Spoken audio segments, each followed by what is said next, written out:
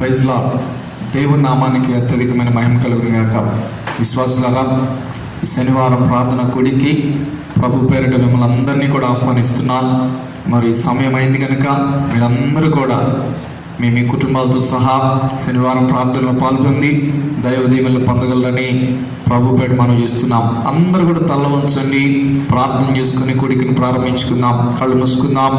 దేవుడు ఈ కూడిక అంతట్లో మనకు తోడుగా నడిపించినట్లుగా మనందరం స్తోత్రాలు చెల్లించుదాం. హల్లెలూయా. స్తోత్రం స్తోత్రం స్తోత్రం స్తోత్రం స్తోత్రం స్తోత్రం.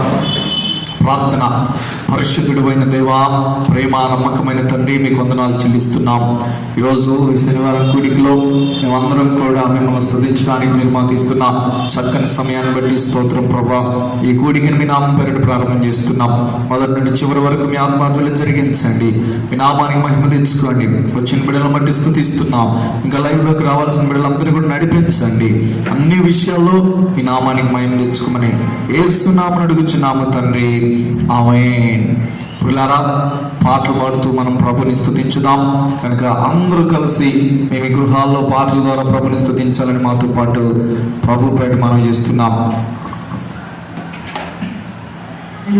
ప్రేమరాజు యేసు ప్రభు మళ్ళీ వస్తాడు, ప్రియమైన తన పిండి సంగమును తీసుకుపోతాడని పాట పాడుకుందాం. అందరం కలిసి చప్పట్లు కొడుతూ ప్రభు నామాన్ని మహిమపరుచుకుందాం. హల్లెలూయా. ప్రేమరాజు యేసు ప్రభు మళ్ళీ వస్తాడు, ప్రియమైన తన పెళ్లి సంగమును తీసుకుపోతాడు. ప్రేమరాజు యేసు ప్రభు మళ్ళీ వస్తాడు, ప్రియమైన తన పెళ్లి సంగమును తీసుకుపోతాడు. గగనములోన మేఘాలపైన, గగనములోన మేఘాలపైన త్వరగా త్వరగా వస్తాడు ప్రేమరాజు. ప్రేమరాజు యేసు ప్రభు మళ్ళీ వస్తాడు, ప్రియమైన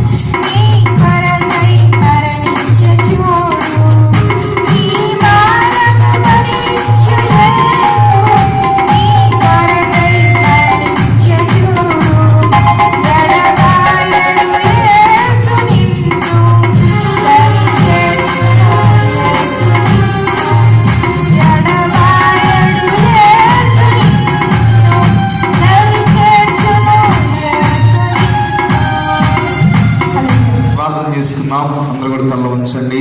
ఇంతవరకు పాటల ద్వారా మహిమపరచబడ్డ ప్రభు ఈ సమయంలో దేవుడు ఆత్మ ద్వారా మనల్ని దర్శించినట్లుగా మనందరం కూడా స్తోత్రాలు చెల్లించుదాం. స్తోత్రం స్తోత్రం స్తోత్రం స్తోత్రం స్తోత్రం స్తోత్రం స్తోత్రం స్తోత్రం. హల్లెలూయా హల్లెలూయా హల్లెలూయా. ఆత్మదేవా అనంత జ్ఞాని నన్ను ఆశీర్వదించుమా, ఆలోటులు పూచుమా. ఆత్మదేవా అనంత జ్ఞాని నన్ను ఆశీర్వదించుమా.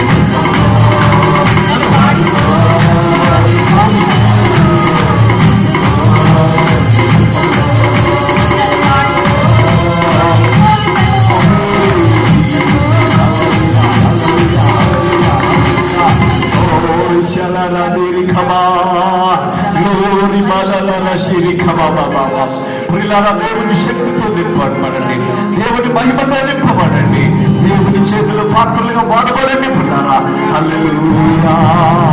స్తోత్రం స్తోత్రం స్తోత్రం స్తోత్రం స్తోత్రం స్తోత్రం. నన్ను ఆడుకో నీ పోలికలో,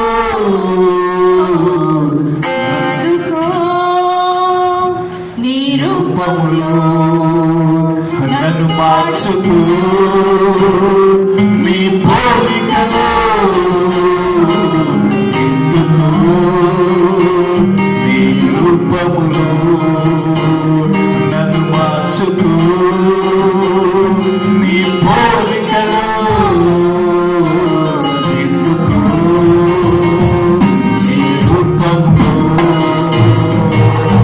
ఆత్మదేవా అనంతకారి నన్ను ఆశీర్వదించుమా, నాలోతులు పూచుమా. ఈ రాత్రి దేవుడు నిన్ను దర్శిస్తుండగా దేవుని ఆత్మ చేత నింపబడదా, పరిశుద్ధాత్మ శక్తి చేత నింపబడదా. పుల్లారా ప్రైజ్ ప్రార్థన చేసుకున్నాం. ఇంతవరకు కూడా పాటల ద్వారా ఆరాధన ద్వారా మహిమపరచబడ్డ ప్రభు దేవుడు తన వాక్కు ద్వారా మనతో మాట్లాడి మనం బలపరిచినట్లుగా పాస్టర్ గారు ప్రార్థన నడిపిస్తారు. స్తోత్రం స్తోత్రం స్తోత్రం. మహాగణుడ, మహోన్నతుడ, సర్వాధికారి, సర్వోన్నతుడ, సర్వశక్తిమంతుడ, మీ పాదములకు స్తుతులు స్తోత్రాలు చెల్లిస్తున్నాం ప్రభా. అల్పులమైన మమ్మల్ని ప్రేమించి మా జీవితంలో మరి యొక్క నూతన దినాన్ని అనుగ్రహించి ప్రభా మరలా తిరిగి ఈ విధంగా నాయన శనివారం పరిశుద్ధాత్మ కూడికలో నాయన కలుసుకుని అయ్యా మీ బిడ్డలతో కలిసి సంతోషించే భాగ్యం ఇచ్చినందుకై మీకు స్తోత్రాలు ప్రభా. ఇంతవరకు పాటల ద్వారా మహిమ పొందుకున్న దేవా మీకు స్తోత్రాలు. ఆరాధనలో ప్రభా మీరుండి నాయన ఆత్మస్వరూపుగా ఉండి మహిమ పొందుకున్నందుకై మీకు వందనాలు యేసయ్యా. అయ్యా మీకు స్తోత్రాలు. మీ దాసుని ప్రభా అయ్యా మీ పక్షముగా నిలవబడిన ఇంటుండగా దేవా మీకు స్తోత్రాలు. మీరినంతల ఆత్మశక్తితో అభిషేకించండి దేవా. అయా బలమైన నీ వాక్కులను వినిపించండి నాయన. ప్రతి బిడ్డను బలపరచమని వేడుకుంటున్నాం దేవా మీకు స్తోత్రాలు. అంత్య దినాల్లో అపాయకరమైన దినాల్లో జీవిస్తున్న మాకు నాయన నీ బలమైన వాక్కులను నాయన వినిపింపజేసి మా ఆత్మలను తృప్తిపరచమని వేడుకుంటున్నాం అయ్యా. ఎంతమంది బిడ్డలైతే నాయన మరి నాయన చూస్తున్నారు, లైవ్లో పాల్గొంది నాయన వింటున్నారు ప్రభు, వారందరినీ మీరు దర్శించండి, వారి కుటుంబాలను దీవించండి దేవా. యేసయ్యా మీకు స్తోత్రాలు. ఎవరెవరు ఎటువంటి సమస్యలతో, బాధలతో, ఇరుకులు, ఇబ్బందులతో ప్రభు, అనారోగ్య పరిస్థితులతో నాయన బాధపడుతున్నారో వారందరినీ నాయన అయ్యా మీరు దృష్టించమని వేడుకుంటున్నాం. వారున్న పరిస్థితుల్లో నుండి విడిపించి వారికి నెమ్మదిని, సమాధానాన్ని కలిగించండి దేవానికి స్తోత్రాలు ప్రభా. మా సంఘస్థులందరినీ కూడా దీవించండి, వారి వారి కుటుంబాలను మీరు ఆశీర్వదించండి దేవా. అందరినీ మీరు దీవించి ఆశీర్వదించమని, కూడిక ద్వారా మీ నామానికి మహిమ తెచ్చుకొనమని యేసు నామమున అడుగుచున్నాము తండ్రి, ఆమేన్. Praise lord. మంచిది. కొద్దిసేపు దేవుని యొక్క వాక్యాన్ని మనం ధ్యానం చేసుకుందాం పిల్లరా. బైబిల్లో నుండి మొదటి దశలోనికి రాసిన పత్రిక 4వ అధ్యాయము 16వ వచనాన్ని చదువుకుందాం. ఆర్భాటముతోను ప్రధాన దూత శబ్దముతోను దేవుని బోరతోను పరలోకము నుండి ప్రభు దిగి వచ్చును. క్రీస్తు నందుండి మృతులైన వారు మొదట లేదురు. ఆ మీదట సజీవులమై నిలిచియుండు మనము వారితో కూడా ఏకంగా ప్రభువును ఎదుర్కొనుటకు ఆకాశ మండలమునకు మేఘముల మీద కొనిపోబడదుము. Praise lord. దేవుని పిల్లరా, చదవబడిన వాక్య భాగంలో ఒక మంచి సంఘటన మనం చూస్తున్నాం. యేసుక్రీస్తు ఎప్పుడు వస్తాడో మనకు తెలియదు, కానీ ఆయన రెండోసారి తిరిగి రాబోతున్నాడండి. ఆయన వచ్చినప్పుడు ఎలా వస్తాడంట? ఆర్భాటముతోనూ ప్రధాన దూత శబ్దముతోనూ దేవుని బోరతోనూ పరలోకములో నుండి ప్రభు దిగొస్తాడు. ఇప్పుడు యేసయ్య పరలోకంలో ఉన్నాడండి. ఆయన వచ్చేటప్పుడు ప్రధాన దూత శబ్దం ఆర్భాటంతో దిగొచ్చి దేవుని బోరతో దిగొస్తాడు పిల్లరా. ఆయన వచ్చినప్పుడు ఏం చేస్తారంట? మొదట చనిపోయిన వారు, అంటే ప్రభు నందుండి చనిపోయిన వారు మొదట లెగుస్తారండి. అంటే ఆల్రెడీ చనిపోయిన వారు అనమాట. కానీ 17వ వచనంలో ఆ మీదట సజీవులమై నిలిచిండు మనం వారితో కూడా ఏకముగా ప్రభువుని ఎదుర్కొనుటకు. చాలు చూడండి, సజీవులమై నిలిచి ఉండు మనమంట ప్రభువుని ఎదుర్కోవటానికి పైకి సిద్ధపడి వెళ్ళబోతున్నాం పిల్లలబ్బా. ఎంత మంచి సంఘటన అది. దానికోసమే మనం అందరం కూడా ఎదురు చూస్తున్నాం. ఈ పరిస్థితుల్లో ఈ కరోనా ఉండదు, పిల్లల శ్రమలు ఉండవు, శోధనలు ఉండవు, బాధలు ఉండవు, కష్టాలు ఉండవు. ప్రతి బిడ్డ కూడా యేసుక్రీస్తుని ఎదుర్కొని పరలోకం వెళ్ళిపోయిన తర్వాత ఆనంద సంతోష గానాలతో మన ప్రభుని ఆరాధించబోతున్నాం పిల్లరా. హల్లెలూయా. ప్రభుతో కూడా కలుసుకొని యుగ యుగములు ఏలబోతున్నాం పిల్లరా. యుగ యుగములు దేవునిలో జీవించబోతున్నాం పిల్లరా. ఆయన మనల్ని జీవ జలములో ఓట యుద్ధకు నడిపించబోతున్నాడు, బుగ్గల యుద్ధకు నడిపించబోతున్నాడు. ఎంత చక్కని సన్నివేశాలు. అయితే పిల్లరా చూడండి, చనిపోయిన వాళ్ళ సంగతి మనకు అనవసరం, కానీ బ్రతికుండే మనం యేసు ప్రభుని ఎదుర్కోవటానికి వెళ్లే ముందు కొన్ని సిద్ధపాట్లు అవసరం అండి. ఊరికినే రక్షణ పొందేసి మనం ఉన్నంత మాత్రాన ప్రభు మనల్ని తీసుకెళ్తాడని మనం అనుకోకూడదు పిల్లరా. కానీ తప్పకుండా మనం ప్రభువుని ఎదుర్కోవటానికి మనకు సిద్ధపాటు ఎంతో అవసరమై ఉన్నది. ఆ సిద్ధపాటు ఏంటో అంటే యేసుక్రీస్తుని ఎదుర్కొనే వధువు సంఘానికి కావలసిన సిద్ధపాటు గురించి మీకు తెలియపరచాలని నేను ఇష్టపడుతున్నా. పిల్లరా గమనించండి, చూడండి రూతు గ్రంథం 3వ అధ్యాయం 3వ వచనంలోకి వద్దాం ఒకసారి. నీవు స్నానము చేసి తైలము రాసుకొని నీ బట్టలు కట్టుకొని ఆ కళ్ళమునకు వెళ్ళము. చాలండి పిల్లలు, ఇక్కడ నయోమి తన కోడలైన రూతుతో చెప్తున్న మాటలు అన్నమాట. నయోమి హిస్టరీ మనందరికీ తెలుసు. బెత్లెహేం వచ్చిన తర్వాత అప్పుడు బోయస్ని రూతు తెలుసుకున్న తర్వాత నయోమి డైరెక్ట్ చేస్తుంది అనమాట. అమ్మా, బోయస్ దగ్గరికి వెళ్ళేటప్పుడు ఊరికి వెళ్ళొద్దమ్మా, నువ్వు వెళుతూ ఉన్నప్పుడు నీవు 3 పనులు చేయాలి. మొదటిది ఏంటంట, స్నానము చేయాలి. రెండోది ఏంటంట, తైలము రాసుకోవాలి. మూడోది ఏంటంట, నీ బట్టలు కట్టుకొని కళ్యాణికి వెళ్ళాలి. పిల్లల, బోయజు యేసుక్రీస్తుకు సాదృశ్యంగా ఉన్నాడు. కళ్ళెం అనేది ఆయన ఎదుర్కొనే స్థలం అన్నమాట. ఇందాక మనం అన్నాం కదా, ఆకాశ మండలం మీదకి అని చెప్పబడిన స్థలము కళ్ళెముకి సాదృశ్యంగా ఉన్నట్లుగా మనం తెలుసుకోవచ్చండి. కాబట్టి పిల్లరా, మనందరం కూడా యేసుక్రీస్తు కళ్ళెమునకు వెళ్ళాలంటే, ఆకాశ మండలంలోకి వెళ్ళాలంటే, మధ్యాకాశంలోకి వెళ్ళాలంటే, ఆ బోయజ్ అయిన యేసుక్రీస్తుని ఎదుర్కోవాలంటే మనం ఈ లోకంలో ఉండగానే సజీవులమై నిలిచి ఉన్న మనందరం కూడా నయోమి చెప్పినట్లుగా 3 పనులు చేయాలి. అది తప్పనిసరిగా మనందరికీ కావలసిన పనులు. ప్రియరా, చూడండి, ఈ రూతుకి దానికి సంబంధం ఏంటండి అని అనుకోవచ్చండి. రూతు గ్రంథం అనేది పిల్లరా మర్మయుక్తమైన గ్రంథం. రూతు ఆ వ్యక్తి సంఘానికి సాదృశ్యంగా ఉన్నది. ఇదంతా మర్మంగా పరిశుద్ధాత్మ దేవుడు రాసి పెట్టి ఉంచాడు పిల్లరా. కాబట్టి మనందరం కూడా జాగ్రత్తగా ఈ రూతు గ్రంథాన్ని పరిశీలించి వాటిలో ఉన్న మర్మాలను మనం నేర్చుకోవాలని నేను కోరుకుంటున్నాను. చూడండి, కొద్దిగా త్వరగా మనం అవన్నీ ఒక్కొక్కటిగా ధ్యానం చేద్దాం. మొదటిది ఏంటంట, 3వ అధ్యాయం 3వ వచనం చదవండి. నీవు స్నానము చేసి, ఎత్తబడే సంఘానికి ఉండవలసిన మొట్టమొదటి లక్షణం ఏంటంటే మనము స్నానం చేసిన బిడ్డలుగా ఉండాలి. స్నానం అంటే ఏంటి? ఏమండి, మేము రోజు స్నానం చేస్తున్నాం కదా, మాకేంటంటే శుభ్రంగా మంచి సోపులు పెట్టుకొని స్నానం చేస్తున్నామండి. ఇంకా మాకు స్నానం అవసరమా? మీరేంటి పాస్టర్ గారు స్నానం గురించి చెప్తున్నారంటే, అమ్మా అయ్యా, నేను చెప్పే స్నానం ఆ స్నానం కాదండి. కానీ నేను చెప్తున్న స్నానం ఏంటంటే పిల్లరా, ఇది ఆత్మ సంబంధమైన స్నానం. హల్లెలూయా! ఆత్మ సంబంధమైన స్నానం. ఒక్క మాట చెప్పాలంటే, స్నానము దేనికి సాదృశ్యం అంటే రక్షణకు సాదృశ్యం. పిల్లల, స్నానం చేసినప్పుడు ఏం చేస్తాం చెప్పండి? స్నానం చేసినప్పుడు దేవుని బిడ్డలారా చక్కగా సబ్బుతో స్నానం చేసినప్పుడు మన మీద ఉన్న మురికంతా వెళ్ళిపోయిందండి, మనలో ఉన్న వాసన పోయింది, మనలో ఉన్న వ్యర్థాలు వెళ్ళిపోతాయండి. స్నానం చేసిన ఒక వ్యక్తి ఎలా ఉంటాడంటే శుభ్రంగా చక్కగా మంచిగా ఉంటాడండి పిల్లల. అదేవిధంగా ఆధ్యాత్మిక జీవితంలో కూడా యేసు ప్రభుని ఎదుర్కోవాలంటే ఒక వ్యక్తి ఏం చేయాలంటే ఆయన స్నానం చేయాలి, రక్షణ పొందాలి, బాప్తిస్మం తీసుకోవాలి.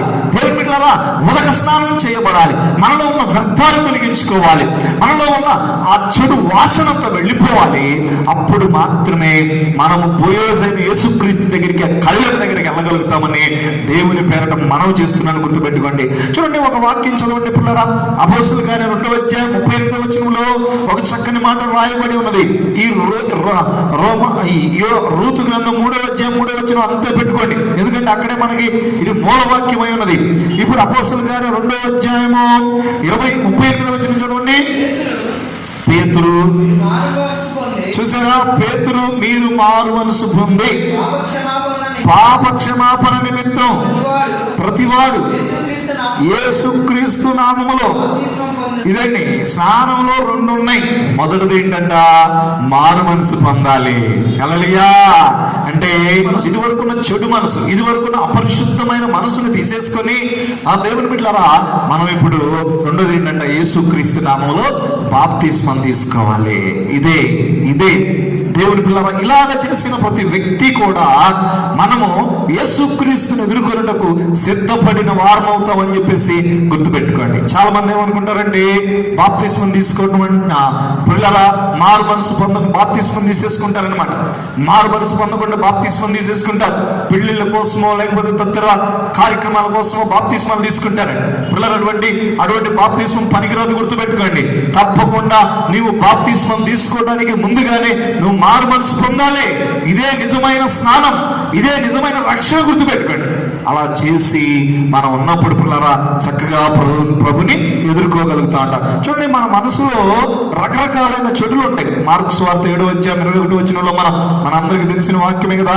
మార్కు సువార్త 7వ అధ్యాయం 21వ వచనంలో అక్కడ లోపల నుండి అనగా మనుషుల హృదయముల నుండి దురాలోచనలు, జారత్వములు, దొంగతనములు, నరహత్యలు, వ్యభిచారములు, లోభములు, చెడుతనములు, కృత్రిమమును, కామ వికారమును, మత్సరమును, దేవదోషులు, అహంభావమును, అవివేకమును.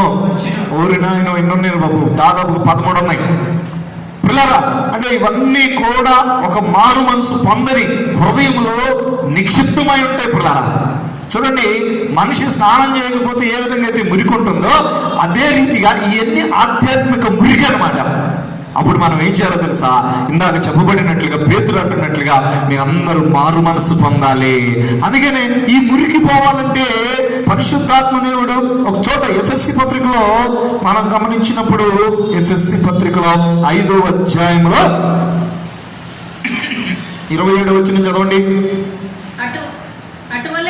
అటువలే క్రీస్తు కూడా సంఘమును ప్రేమించి అది కలంకమైనను ముడతైనను అట్టిది మరి ఏదైనను లేక పరిశుద్ధమైనది గాను నిర్దోషమైనది గాను మహిమ కలిగిన సంఘము గాను ఆయన తన ఎదుట దానిని నిలవబెట్టుకొనవలెనని ఇదిగిదిగో వాక్యముతో ఉదక స్నానము చేత దానిని పవిత్రపరిచి పరిశుద్ధపరచుటకై దాని కొరకు తన్ను తాను అప్పగించుకొనెను. పిల్లల, ఇక్కడ పౌలు గారు స్పష్టంగా అంటాడు ఏంటంటే, ఇదిగో సంఘము ముడత మచ్చ కలంకము లేకుండా, అంటే ఇందాక చెప్పాను కదా ఆ హృదయంలో ఇవన్నీ ఉంటాయని, అవన్నీ లేకుండా ఉండటానికై దేవుడు ఏం చేస్తున్నాడంట, వాక్యం అనే సబ్బుతో, ఇది సబ్బు లాంటిది అనమాట వాక్యం, ఈ వాక్యం అనే సబ్బుతో స్నానం చేపిస్తున్నాడు దేవుని బిడ్డలారా.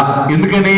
మనము పరిశుద్ధంగా ఉండాలని, స్తోత్రములు కలుగును గాక, మనము పవిత్రులుగా బ్రతకాలని ప్రభు కోరుకుంటున్నాడు. అలాగే మనము కళ్ళము దగ్గరికి వెళ్ళగలం పిల్లారా. అంటే దేని ద్వారా? స్నానం చేసి, చక్కగా స్నానం చేసి, అంటే స్నానంలో 2 ఏంటి చెప్పండి? మారు మనసు పొంది తర్వాత బాప్తిస్మం తీసుకుంటే ఒకటి స్నానం పూర్తయిద్దండి. ఇప్పుడు మనం సిద్ధపడుతున్నాం అనమాట. ఇప్పుడు ఎప్పుడు ప్రభు వస్తాడో మనకు తెలియదు కాబట్టి మనం సిద్ధపడి ఉండగలుగుతాం పిల్లరా. రెండోది ఏమంటాడో చూడండి, రూతు గ్రంథం 3వ అధ్యాయం 3వ వచనం చూడండి. తైలము రాసుకొని, చాలా తైలం అంటే ఏంటి? నూనె రాసుకొని ఉండాలి. విశ్వాసులైన వారు మారు మనసు పొంది బాప్తిస్మం తీసుకుని ఉంటే సరిపోదు, అంటే ఆధ్యాత్మిక స్నానం చేస్తుంటే సరిపోదు. ఏం చేయాలి? రెండోదిగా తైలము కూడా రాసుకొని ప్రభు రాకడ కొరకు సిద్ధపడాలి. తైలం అంటే ఏంటి? తైలం అంటే స్పష్టంగా జకర్యా గ్రంథం 4వ అధ్యాయం 14వ వచనం చదవండి. అతడు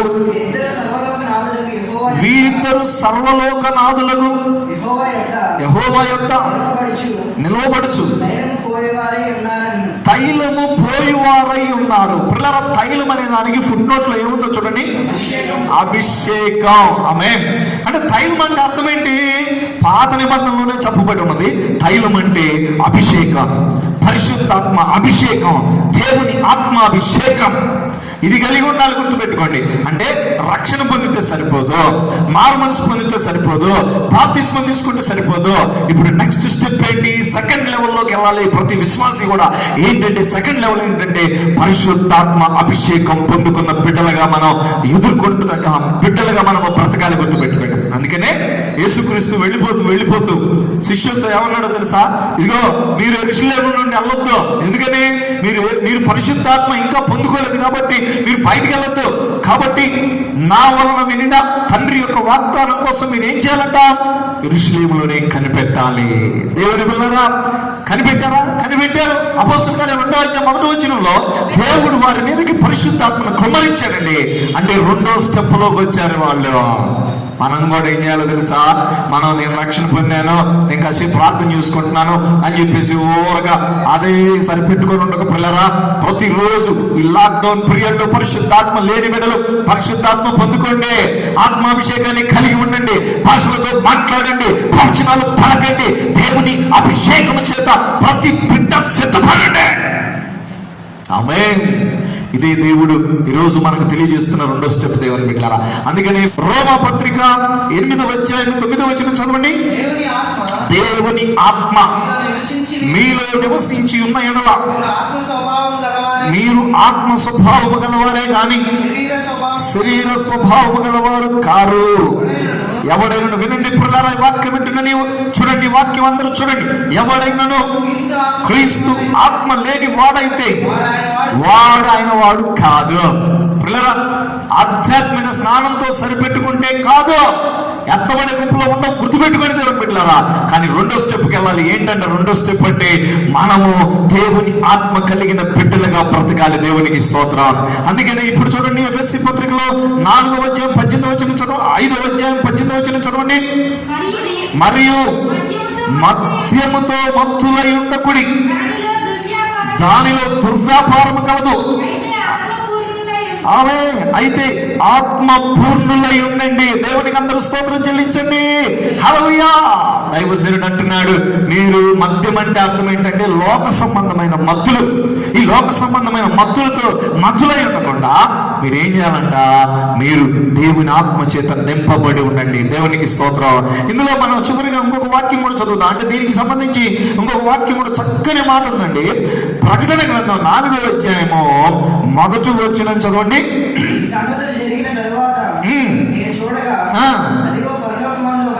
పరలోకమందు ఒక తలుపు తెరవబడి ఉండెను, మరియు నేను మొదట వినిన స్వరము బోధధ్వని వలె నాతో మాట్లాడగా వెంటనే ఆ మాట్లాడిన వాడు, ఇక్కడికి ఎక్కి రమ్ము, ఇక మీదట జరగవలసిన వాటిని నీ కనపరిచెదను. చూడండి పిల్లరా, మొదటి వచనంలో ఏమంటున్నాడు, ఇక్కడికి ఎక్కిరమ్మని చెప్పేసి పరిశుద్ధ యవహాన్ని దేవుడు పిలుస్తున్నప్పుడు రెండో వచనంలో ఆయన ఎత్తబడ ముందుగా ఏం వశుడయ్యాడంట? చదవండి, రెండో వచనం చదవండి. వెంటనే నేను ఆత్మవశుడనైతిని. దేవునికి స్తోత్రం. ఆత్మవశుడైన తర్వాత ఏమైందంట? అదిగో పరలోకమందు ఒక సింహాసనం. అంటే పరలోకానికి వెళ్ళిపోయాడు కదా. పరలోకంకి వెళ్ళిపోతేనే సింహాసనం కనబడుతుంది. అంటే యోహాను ఎత్తబడటానికి కారణం ఏంటి? ఇప్పుడు చెప్పండి క్లియర్గా. పరిశుద్ధాత్మ అభిషేకం కలిగి ఉన్నాడు కాబట్టి ఆయన ఎత్తబడి పరలోకంలో సింహాసనం చూస్తున్నావు. దేవునికి స్తోత్రం కలుగును గాక. కాబట్టి దేవుని పిల్లరా, నువ్వు రక్షణ పొందేసి ఇక నేను పరలోకం వెళ్తానని చెప్పేసి కామ్గా కూర్చుంటే కాని పని. ఇప్పుడు భయంకరమైన పరిస్థితుల్లో మనం ఉన్నాం. సాతాను శోధనలో మితిమీరుతున్న స్థితిలో మనం ఉన్నాం. కాబట్టి ప్రతి బిడ్డ కూడా దేవుని ఆత్మ చేత నింపబడి పరిశుద్ధాత్మ అభిషేకం కలిగి మనం సిద్ధంగా ఆ కళ్ళ దగ్గర ఉండాలి. అప్పుడే దేవుడు వచ్చినప్పుడు ఎత్తబడతాం. దేవునికి స్తోత్రం. మూడోది కూడా చూసి మనం ముందుకు సాగిపోదాం. మూడోది ఏంటంట? ఋతు గ్రంథము 3వ అధ్యాయం 3వ వచనంలో 3వ చూద్దాం. మూడవది నీ బట్టలు కట్టుకొని. ఆమె హల్లెలూయా. చూడండి, చక్కగా స్నానం చేసిన తర్వాత, అదేవిధంగా తైలం రాసుకున్న తర్వాత ఇప్పుడు మూడోది ఏం చేయమంటున్నామా అంటే బట్టలు కట్టుకోవాలి, శుభ్రమైన బట్టలు కట్టుకోవాలి. పిల్లరా, మూడవదిగా యేసుక్రీస్తుని ఎదుర్కోవడానికి, మనం పరలోకం వెళ్ళగలటానికి మనకు కావలసిన మూడో అర్హత ఏంటంటే మనందరం కూడా పరిశుద్ధమైన వస్త్రములు ధరించిన వారమై ఉండాలి. వస్త్రాలు దేనికి సాదృశ్యం అంటే పరిశుద్ధతకు సాదృశ్యం. ఒకసారి చూడండి, ప్రకటన గ్రంథం 19వ అధ్యాయం 8వ వచనం చదవండి. ప్రకటన గ్రంథం 19వ అధ్యాయం 8వ వచనం చదవండి. మరియు ఆమె ధరించుకొనుటకు ప్రకాశములను నిర్మలములైన ఏమంటే సన్నపు నార బట్టలు ఆమెకి ఇవ్వబడిను. ఇప్పుడు చూడండి, పరలోకములో సంఘానికి సన్నపు నార బట్టలు ఇవ్వబడ్డాయంట. అవేంటంట? అవి పరిశుద్ధుల నీతి క్రియలు. దేవునికి స్తోత్రం. అంటే ఇక్కడ వస్త్రాలు దేనికి సాదృశ్యంగా పరలోకంలో చూపించబడుతుంది అంటే నీతి క్రియలు, పరిశుద్ధుల నీతి క్రియలు. అంటే పరిశుద్ధమైన క్రియలకి, పరిశుద్ధతకి సాదృశ్యంగా ఉన్నది. చూడండి, రక్షణ పొందిన తర్వాత, పరిశుద్ధాత్మ అభిషేకం పొందుకున్న తర్వాత మనకి ఎప్పుడు దేవుడు వస్తాడో తెలియదు కదా. ఇప్పుడు మనం చేయవలసిన పని ఏంటంటే పిల్లరా, మనము మన పరిశుద్ధతను కాపాడుకోవాలి. లోకంలో పడకుండా, లోక మాలిన్యం అంటకుండా, ఈ అపరిశుద్ధమైన కార్యాలు మన మనసులోకి రాకుండా, ఈ చెడు కార్యాలు మన ద్వారా జరగకుండా మనం ఏం చేయాలో తెలుసా? మనల్ని మనం కాపాడుకోవాలి. ఇదే ప్రభు కోరుకుంటున్నాడు పిల్లారా. అందుకనే రోమాపత్రిక 13:11 నుండి చదవండి. మరియు మీరు కాలము నెరిగి నిద్ర మేలుకొని వెళ్ళేదని తెలుసుకొని అలాగూ చెయ్యండి. పిల్లరా, మనము విశ్వాసమైనప్పటికంటే ఇప్పుడు రక్షణ మనకు మరి సమీపంగా ఉన్నది. చూడండి, రాత్రి చాలా గడిచి పగలు సమీపంగా ఉన్నది కనుక మనం ఏం చేయాలంట అంటే, రాత్రి చాలా గడిచింది అంటే అర్థం ఏంటి? సమయం అయిపోవచ్చింది, అయిపోయింది. రాత్రి అంటే ఈ లోకపు సంప్రదాయం, ఈ లోకపు స్థితి, ఇదంతా అయిపోవచ్చింది. భూలోకం పని అయిపోవచ్చింది. పగలంటే ఏంటి? పరలోకం. అక్కడ ఎప్పుడు నైట్ ఉండదు, అక్కడ చీకటి ఉండదు, అక్కడ పగలకు సాదృశ్యంగా ఉంది అక్కడ. అంటే ఇప్పుడు దాని సమయం వచ్చేస్తుంది పిల్లరా. కాబట్టి మనం ఈ లోకంలో ఉన్నప్పుడు ఏం చేయాలంట? అంధకార క్రియలను విసర్జించాలి, దగ్గరకు రానియకూడదు. ఈ చీకటి క్రియల దగ్గరకు రానియకూడదు. ఈ భయంకరమైన ఈ వ్యసనాల దగ్గరకు రానియకూడదు. ఈ శరీర ఆశల దగ్గరకు రానియకూడదు. దగ్గరకు రానియకుండా మనం దేవుని బిడ్డలను జాగ్రత్త పడాలి. ఇంకా ఏమంటున్నాడు? విసర్జించి తేజ సంబంధమైన యుద్ధోపకరణములను ధరించుకోవాలి. తేజ సంబంధమైన అంటే వెలుగు సంబంధమైన యుద్ధోపకరణాలు. వెలుగు సంబంధమైన యుద్ధోపకరణాలు అంటే ప్రార్థన, దేవుని బిడ్డలారా మంచి మంచి క్రియలు, మంచి మంచి దేవుని వాక్యపు పఠనం, ఇటువంటిది మనము కలిగి ఉండాలి పిల్లలా. అలా కలిగి ఉండాలి. ఇంకా 13వ వచనంలో ఏమంటాడు చూడండి. ఇప్పుడు ఏం చేయాలంట? అల్లరితో కూడిన ఆటపాటలు కానీ, మత్తులు కానీ, కామ విలాపములు కానీ, పోకిరి చేష్టలు కానీ, కలహాలు కానీ, మత్సరము కానీ లేకుండా పగటి యందు నడుచుకున్నట్లు మర్యాదగా నడుచుకోవాలి మనం. ఇక ఇదే పరిశుద్ధత కలిగి ఉన్నటువంటి, ఇదే వస్త్రములు కలిగి ఉన్నటువంటి దేవుని పిల్లారా. కాబట్టి ఆలోచిస్తున్నారు. అందుకే నేను చివరికి ఒక చక్కని మాట అంటాడు. 14వ వచనం చదవండి. మెట్టు కంటే చివరికి ప్రభు అయిన యేసుక్రీస్తుని అద్దండి. అదే అసలైన వస్త్రం చెప్పేస్తాను ఇక్కడ. అసలైన వస్త్రం ధరించుకోవాలి మనందరం కూడా. ఏంటి ఆ వస్త్రం? యేసుక్రీస్తే నిజమైన వస్త్రం. దేవునికి స్తోత్రం. యేసయ్య అంటాడు, నేను పరిశుద్ధుని కనుక మీరు పరిశుద్ధంగా ఉండండి అంటాడు. ఇదే వస్త్రం. ప్రభువైన యేసుక్రీస్తుని ధరించుకున్న వారై శరీరేచ్ఛలు నెరవేర్చుకున్నట్టుకు శరీర విషయమే ఆలోచన చేయదు. ఇక యేసుక్రీస్తుని ధరించుకొని ముందుకు సాగిపోవాలి. ఇది వస్త్రము ప్రభు పిల్లారా. ఇటువంటి వస్త్రాలు మనం ఏం చేయాలంట? ఎప్పుడు ఉతుక్కోవాలని చెప్పేసి ప్రకటన గ్రంథం 22:14 వచనంలో చక్కగా వ్రాయబడి ఉన్నది. జీవ వృక్షమునకు హక్కు గల వారై గుమ్మముల గుండా ఆ పట్టణములోనికి ప్రవేశించినట్లు చూసారా? తమ వస్త్రములను ఉదుక్కుని వారు ధన్యులు.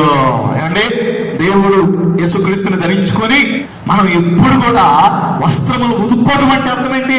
మలినం పట్టకుండా చూసుకుంటూ సాగిపోవాలి. అప్పుడు ఏమైపోయిందంట? జీవవృక్షాన్ని, పరలోకం వెళ్ళిపోతాం, జీవవృక్షాన్ని భుజించగలుగుతాం. చూసారా పుల్లారా, ఎన్ని చక్కని మార్గాలు. వాటి దేవుడు ఈరోజు మనతో మాట్లాడుతున్నాడు. మరలా రూతు గ్రంథంలోకి వద్దాం పుల్లారా.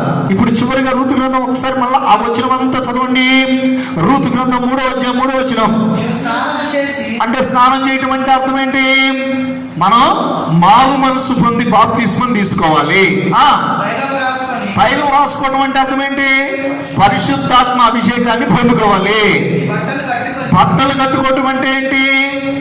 పరిశుద్ధమైన క్రియలు. అసలైన వస్త్రం ఏంటి?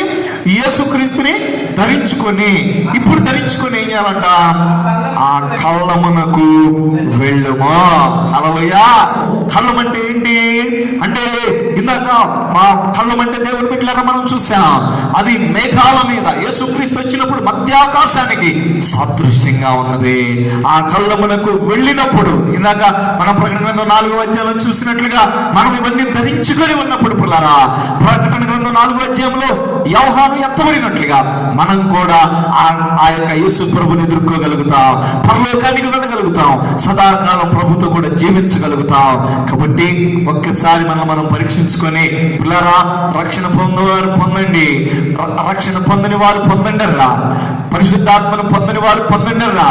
అదే రీతిగా ఇదిగో మన యొక్క క్రియలను జాగ్రత్తగా చూసుకుంటూ పరిశుద్ధంగా మనల్ని మనం కాపాడుకుంటూ మనం ముందుకు సాగిపోదాం.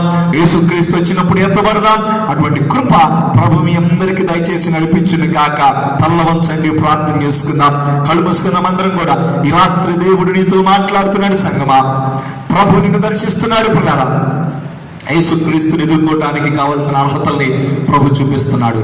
మొదటిది, మనము స్నానము చేయాలి. స్నానము మారు మనసుకి బాప్తిస్మానికి సాదృశ్యంగా ఉంది. అదేవిధంగా నీవు తైలము రాసుకోవాలి. తైలం అనగా పరిశుద్ధాత్మ అభిషేకానికి సాదృశ్యంగా ఉన్నది. అదే రీతిగా బట్టలు కట్టుకోవాలి. వస్త్రములు దేవుని బిడ్డల పరిశుద్ధ క్రియలకు సాదృశ్యంగా ఉన్నది.